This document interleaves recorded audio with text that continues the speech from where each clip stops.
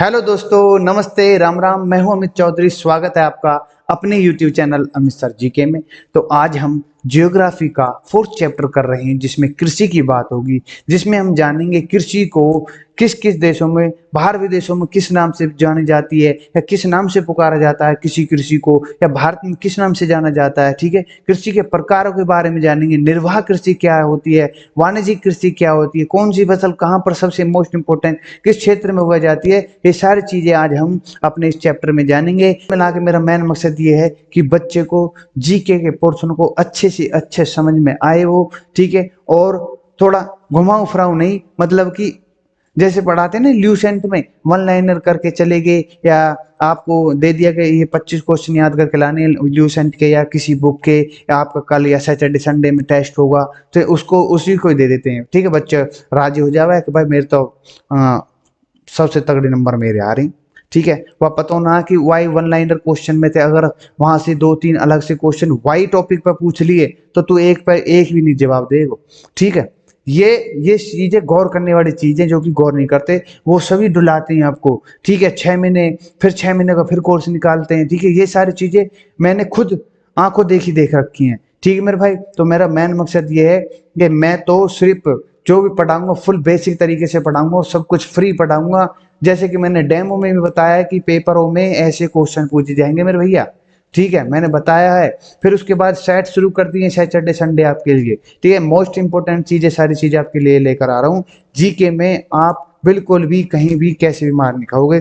तो शुरू करते हैं, कृषि के बारे में जान लेते हैं। ठीक है, जो भी अभी मेरे भाई अभी बहम में डोल रहा हूँ ना, वो डोले जाए वो। ठीक है, तो कृषि के बारे में जानेंगे आज हम। ठीक, कृषि के प्रकार के बारे में, कृषि के विकास, आर्थिक क्रियाओं के बारे में जानेंगे। जो प्राथमिक आर्थिक क्रिया जो होती हैं, द्वितीय क्रिया क्या है, तृतीय क्रिया क्या हो। ठीक है, मोस्ट इंपोर्टेंट है। किस फसल को किस समय प्राथमिक क्रिया बोला जाएगा, या किस समय उसको तृतीय क्रिया बोला जाएगा, ये सारी चीजें इंपॉर्टेंट हो जाती हैं। आज मैं सारी चीज मैं बता दूंगा इस चैप्टर के अंदर। तो पढ़ते हैं आर्थिक क्रिया के प्रकार। सबसे पहले टाइप्स ऑफ इकोनॉमिक एक्टिविटीज। पौधे से क्या उत्पाद बनते हैं। पौधे से उत्पाद बनने के क्रम में 3 तरह की आर्थिक क्रियाएं होती है, प्राथमिक, द्वितीयक और तृतीयक। ये सारी चीजें इंपॉर्टेंट है। जैसे कि इसमें प्राथमिक क्रिया क्या होती है, सुन लो। प्राकृतिक संसाधनों के निकालने और उनके उत्पादन से संबंधित क्रियाएं प्राथमिक क्रियाएं कहलाती हैं। उदाहरण के लिए कृषि, मछली पालन, संग्रहण करना। मतलब पहले, सबसे पहले आप खेत में बीज डालोगे। ठीक है, और गेहूं का बीज डाला, उसमें कृषि मतलब गेहूं के पैदावार हुई। ठीक है, उस समय तक वो क्या है, प्राथमिक कृषि है। ठीक है, वहां से आप अनाज मंडी या कहीं पर ले जाओगे, वहां ढो दोगे। ठीक है, वो क्या हो जाता है आपका द्वितीय कृषि। फिर उसी अनाज का जो बिस्कुट या किसी और चीज में, डबल रोटी में या प्रोड्यूस की जाती है किसी कंपनी के द्वारा, वो क्या हो जाती है, तृतीय क्रिया हो जाती है। ये सारी चीजें इंपॉर्टेंट है कि कहाँ पर प्राथमिक क्रिया है, कहाँ पर द्वितीय क्रिया है, कहाँ पर वो आपकी वो बन जाती है तृतीय क्रिया। तृतीय क्रिया, द्वितीय क्रिया क्या है, प्राकृतिक संसाधनों के विनिर्माण के कामों का द्वितीय क्रिया किस श्रेणी में रखते हैं। ठीक है, प्राकृतिक संसाधनों के विनिर्माण किया जाता है।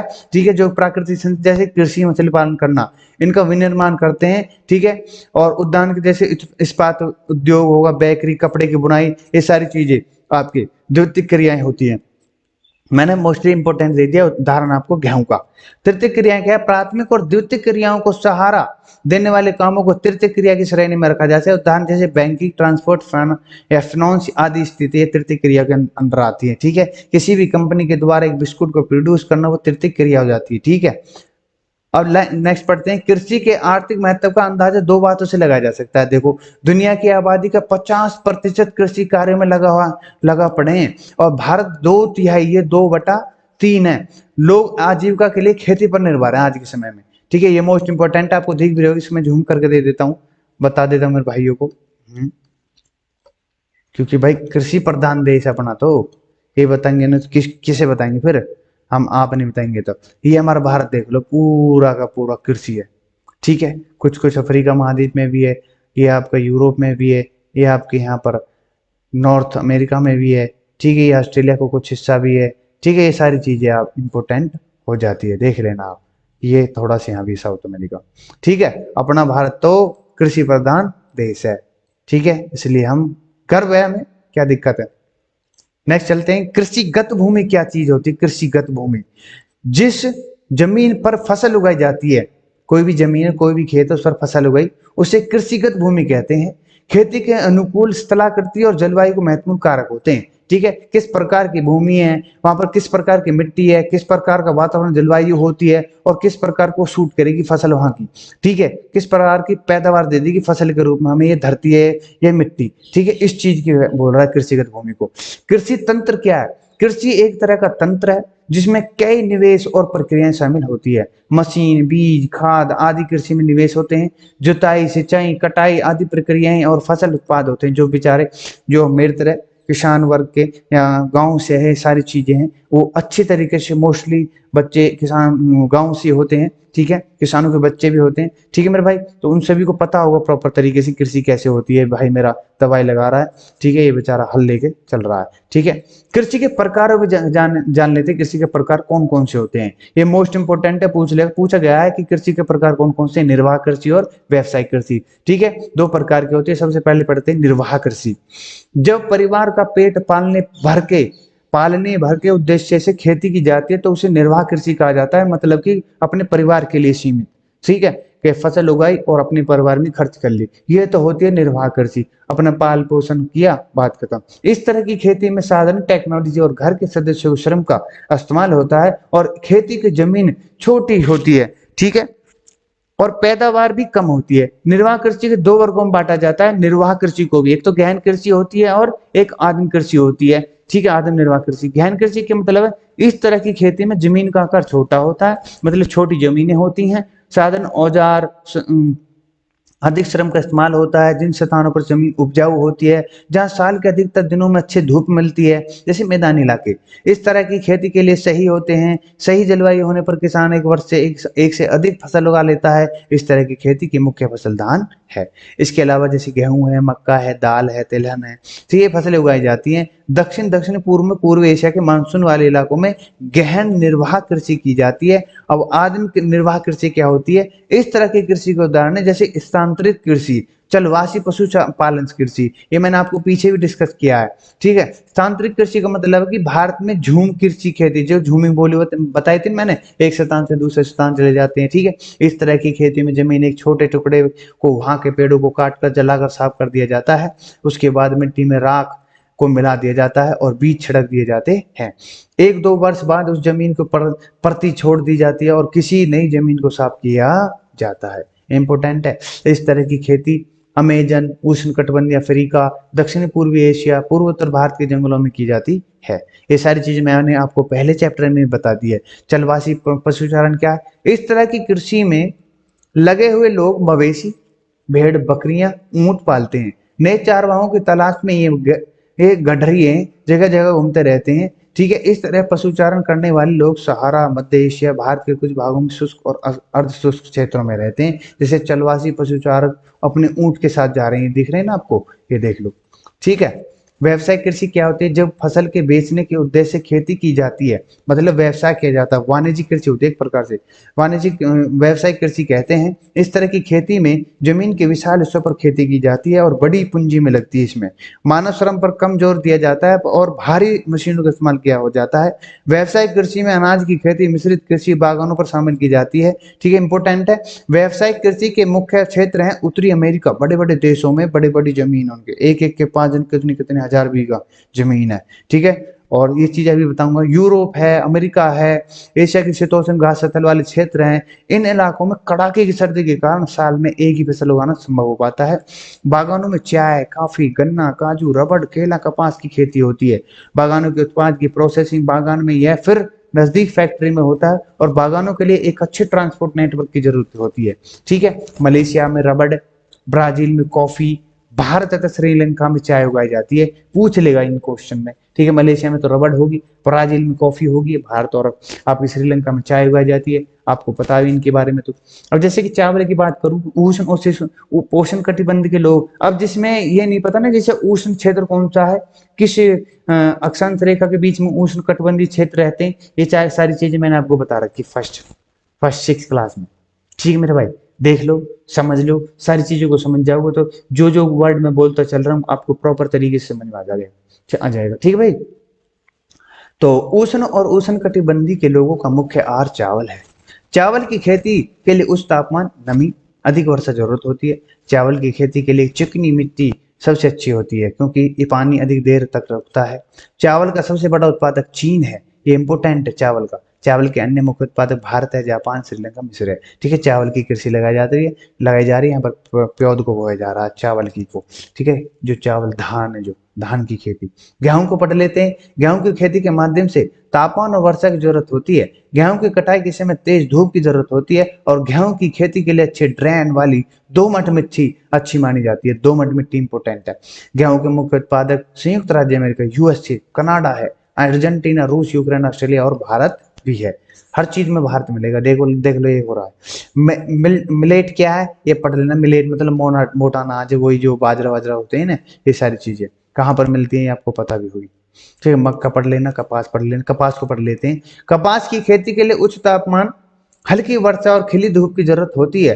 कपास की खेती के लिए 200 से 210 दिन पाला रहित होना चाहिए, यानी पाला नहीं पड़ना चाहिए बिल्कुल। ठीक है, यानी 7 महीने पाला नहीं पड़ना चाहिए। काली मिट्टी कपास की खेती के लिए सही होती है। कपास मुख्य उत्पादक है चीन, संयुक्त राज्य, भारत, पाकिस्तान, ब्राजील, मिस्र। ठीक है, जूट पढ़ लेना। कॉफी इंपोर्टेंट है। कॉफी की खेती के लिए गर्म, नम जलवायु और सही ड्रेनेज वाली दोमट मिट्टी जरूरत होती है। कॉफी का अग्रणी उत्पादक ब्राजील है, इंपोर्टेंट है, जैसे मैंने बताया। उसके बाद कोलंबिया है, भारत का नाम आता है। कॉफी की खेती हो रही है। ठीक है भाई मेरे। चाय के बारे में पढ़ लेते हैं। चाय की खेती के लिए ठंडी जलवायु चाहिए। पूरे वर्ष समान वितरण वाली वर्षा की जरूरत होती है। चाय के बागानों के लिए अच्छे ड्रेनेज, दोमट वाली मिट्टी होती है, वही कॉफी के सिस्टम है। दोमट वाली गेहूं का भी सिस्टम है। मंद डाल की जरूरत होती है, मंद ढलान पर होती है। चाय की बात कर रहा हूँ जो असम में होती है। ठीक है, कॉफी कर्नाटक में। ठीक है, चाय की पत्तियों का प्रोसेसिंग में बहुत अधिक श्रम की जरूरत पड़ती है। भारत चाय का अग्रणी उत्पादक है, इंपोर्टेंट है। और उसके बाद श्रीलंका, चीन, केन्या स्थान है। चाय के मोस्ट इंपोर्टेंट है, भारत अग्रणी स्थान उसका उत्पादक में। कृषि के विकास के बारे में पढ़ लेते हैं। जैसे चाय की खेती हो रही है, रोपण कृषि। कृषि के विकास का मतलब है पैदावार बढ़ाने की दिशा में किए गए प्रयास। कृषि विकास के लिए कई तरीके अपनाए जाते हैं, जैसे खेती की जमीन का विस्तार, फसलों की संख्या बढ़ाना, सिंचाई और सुविधाओं में सुधार, अधिक पैदावार वाले बीजों को खाद इस्तेमाल किया जाता है। आधुनिक कृषि उपकरणों की मदद से की जाती है। ठीक है, और जो कि काफी मदद होती है। अब भारत का एक फार्म के बारे में जान लेते हैं, फिर यूएसए का एक फार्म के, उनको कंपेयर करके बताऊंगा मैं आपको। ठीक है, आपके दिमाग में पता रहना चाहिए कि भारत में एक फार्म कैसा है और विदेशों में एक फार्म कैसे है। ठीक है, भारत में जमीन आकार अक्सर छोटा होता है। भारत का किसान गाँव में रहता है, वह रिहायशी दरों पर बीज और खाद खरीदता है। भारत में अधिकतर भागों में जमीन उपजाऊ होने के कारण यहाँ के किसान साल में 2 फसल उगा लेते हैं। चावल, गेहूं, दाल यहाँ की मुख्य फसलें हैं। भारत का किसान अपने बुजुर्गों और मित्रों से सलाह लेता है, वह सरकारी कृषि अधिकारियों में सलाह लेता है। कुछ किसान आज भी खेती जोतने के लिए बैलों का इस्तेमाल करते हैं, जबकि कई किसान ट्रैक्टरों का इस्तेमाल करने लगे हैं। सिंचाई के लिए नलकूप, नहरें इस्तेमाल की जाती है। अब तो समाट होके पड़े हैं यार। अपनी आय को बढ़ाने के उद्देश्य से कई किसान पशुपालन भी करते हैं। कुछ किसान मुर्गी पालते हैं। सरकारी पशु चिकित्सालयों में मवेशी, कृत्रिम गरवा धान की व्यवस्था रहती है। आपको पता हो इस चीज की। तो जरूरत पड़ने पर छोटे किसान के परिवार के सदस्य श्रम मुहैया कराते हैं। अधिकतर गांवों में भंडारण की सही व्यवस्था नहीं होती, इसलिए अधिकतर किसान को बाजार प्रतिकूल होने के बाद अपनी फसल को बेचने जाना पड़ता है। ठीक है, अब यूएसए के फार्म के बारे में जान लेते हैं। संयुक्त राज्य की मैंने एग्जांपल दिया है। एक फार्म औसत आकार 250 हेक्टेयर होता है और कई खेत तो हजारों हेक्टेयर से में फैले होते हैं। अमेरिका किसान खेत पर ही रहता है। कॉर्न, सोयाबीन, गेहूं, कपास, चकुंदर यहाँ की मुख्य फसलें। खेत जोतने के लिए विशाल कल्टीवेटर का इस्तेमाल होता है, बड़े कल्टीवेटर जो होते हैं। फसल की कटाई के लिए कंबाइन या हार्वेस्टर का इस्तेमाल होता है। खेत इतने विशाल होते हैं कि कीड़ानाशक खाद छिड़कने के लिए हवाई जहाजों का इस्तेमाल करते हैं, जैसे कि मैं फोटो में क्रिएट कर रखा है, ये देखो। ठीक है, फोटो में संयुक्त राज्य अमेरिका का एक फार्म है, ये दिख रहा है। और फिर कीटनाशक को छिड़काव किए जा रहे हैं हवाई जहाजों से। अमेरिका किसान मिट्टी के नमूने की समय समय पर जांच करवाता है। मिट्टी की जांच में खाद बीज आदि के बारे में सही योजना के बारे में मदद मिलती है। और अमेरिका किसान उपग्रह से ताजा जानकारी प्राप्त करने के लिए कंप्यूटर का इस्तेमाल भी करते हैं। बताओ, ये सारी चीजें इंपॉर्टेंट है, वो कितनी अवेयरनेस लिए पड़ेंगे। और यहाँ का भाई, यहाँ के तो थोड़े से अनपढ़ भी है हमारे भाई, और बड़े बूढ़े भी थोड़े से। अब थोड़ी सी ज्ञान आने लगो तो धड़ल्ले से पढ़ लें और बता दें खूब पैदावार हो रही है अभी। आप फिर सरकार फिर वहां ना खरीदें कहाँ।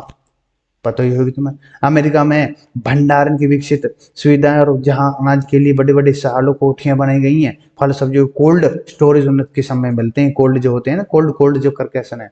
ठीक है, ये सारी चीजें समझ में आ गई होंगी आपको। सारी चीजें मैंने आपको बता दी हैं। यहाँ से क्वेश्चन उठ सकते हैं किसी भी तरीके से। अब फर्स्ट क्वेश्चन पढ़ते हैं हम। प्राथमिक क्रियाएं कौन सी है? कृषि, मछली पालन, पेड़ काटना। तो D is the right answer. और द्वितीय क्रियाएं कौन? इस्पात निर्माण, डबल रोटी, कपड़ा बनाना, ये सारी चीजें। तृतीय क्रियाएं कौन सी हैं? व्यापार, बैंकिंग, बीमा, उपरोक्त सभी। ठीक है। कृषि कौन सी क्रिया है? प्रथम क्रिया है। भारत की कितने प्रतिशत जनसंख्या कृषि पर निर्भर है? 2/3। सेरिकल्चर किस प्रकार की कृषि है? शहरी शहरी शहरी रेशम कीटों के लिए। ठीक है, इंपोर्टेंट है। सेरिकल्चर पूछ लेगा, पीसी कल्चर पूछ लेगा। पीसी कल्चर क्या है? विटिकल्चर अंगूर है, पीसी कल्चर मत्स्य है। हॉर्टिकल्चर क्या? हॉर्टी हॉर्टी तो एकदम हॉट, जो मतलब क्या चीज गर्म होगी आप हॉट से। और एकदम मतलब कि ऐसे कुछ दिमाग में ये रखो करो, हॉट क्या चीज करोगे। इनमें तो कहा सब्जी नहीं तो हॉट करेंगे, मंगूर ने तो करेंगे ना। तो सब्जी हॉर्टिकल्चर। ठीक है, ऐसे दिमाग लगा ले करो ट्रिक वाइज। श्रम में प्रौद्योगिकी के स्तर के आधार पर कृषि कितने प्रकार की होती है? बस श्रम और प्रौद्योगिकी के आधार की बात कर रहा हूं मैं, वैसे नहीं कर रहा। श्रम और प्रौद्योगिकी के आधार पर कृषि सिर्फ 2 प्रकार की होती है, ना कि 3 ना 4। ठीक है। श्रम व प्रौद्योगिकी स्तर के आधार पर कृषि किस प्रकार की होती है? यहाँ पर ये पूछी है, निर्वाह कृषि या कृषि वाणिज्यिक कृषि या कृषि मिश्रित, या एक और दोनों, एक दो दोनों, मतलब कि ये ए और बी। ठीक है भाई। कृषक परिवार की आवश्यकताओं को पूरा करने के लिए, जो एक किसान परिवार है उसकी आवश्यकताओं को पूरा करने के लिए मैंने बताया जैसे कि निर्वाह कृषि है। वाणिज्यिक कृषि तो वही है, व्यवसायिक कृषि। ओ सॉरी। ठीक है मेरे भाई, आशा करता हूँ सारी चीजें समझ में आ गई होंगी। तो नेक्स्ट चैप्टर था, और ये सारी चीजें आपके लिए इंपॉर्टेंट हो जाती हैं। तो इसी के साथ मैं विदा लेना चाहता हूँ। नमस्ते, राम राम। जहाँ भी कोई भी कैसी भी प्रकार किसी भी टॉपिक को लेकर के आपको कोई दिक्कत हो कहीं भी कैसे भी, तो इन कमेंट मुझे बता दिया करो भाई कि यहाँ से कमेंट, यहाँ से सर, यहाँ से भाई ये समझ में नहीं आ रहा, या ये क्वेश्चन गलत से है लग रहा। ये सारी चीजें कमेंट में मुझे बताओगे, थोड़ा सा ये तो पता लगेगा कि हाँ बच्चे थोड़े से कर भी रहे हैं। ठीक है भैया। तो आशा करता हूँ सारी चीजें समझ में आऊंगी। अपना सा समझ के मैंने सब कुछ फ्री करा है। ठीक है भाई, कोई दिक्कत नहीं आने दूंगा जीके के अंदर तो आपको। ठीक है, लगे रहो बस। तो जय हिंद, जय भारत। लाइक शेयर सब्सक्राइब कर दो।